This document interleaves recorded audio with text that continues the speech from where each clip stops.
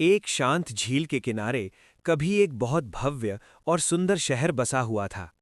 ये शहर कभी लोगों और जानवरों से भरा रहता था, लेकिन समय के साथ लोग इस शहर को छोड़कर चले गए।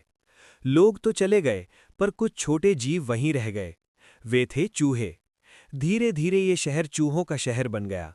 पेड़ों पर फल थे, सब्जियां थी, और चूहे खुशी खुशी एक बड़े परिवार की तरह रहने लगे।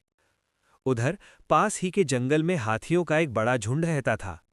एक साल भीषण गर्मी पड़ी, नदियां सूख गईं, तालाब सूख गए और हाथी प्यास से बेहाल हो गए। पानी की तलाश करते करते वे एक झील तक पहुंचे।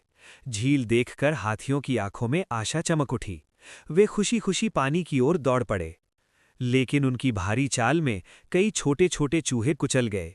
चूहों का सुंदर शहर उजड़ गया। चारों ओर डर और दुख फैल गया। चूहे बहुत दुखी थे।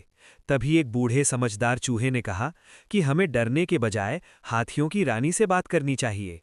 कुछ नन्हे चूहे हिम्मत करके रानी हथनी के पास पहुंचे और उसे सारी बात बताई। रानी हथनी को बहुत दुख हुआ।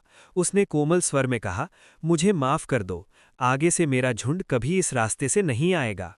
और उसने अपना वादा निभाने की कसम खाई। कुछ महीनों बाद शिकारी आए और हाथियों को जाल और रस्सियों में फंसा लिया। यहाँ तक कि रानी हथनी भी बंध गई। रानी को चूहों की याद आई। उसने एक छोटे हाथी को भेजा, जाओ मेरे मित्रों से मदद मांगो। संदेश सुनते ही हजारों चूहे जंगल की ओर दौड़ पड़े। छोटे कदम पर बड़ा साहस। चूहों ने अपनी तेज दांतों से रस्सियां काटनी शुरू की और देखते ही देखते हाथी आजाद हो गए।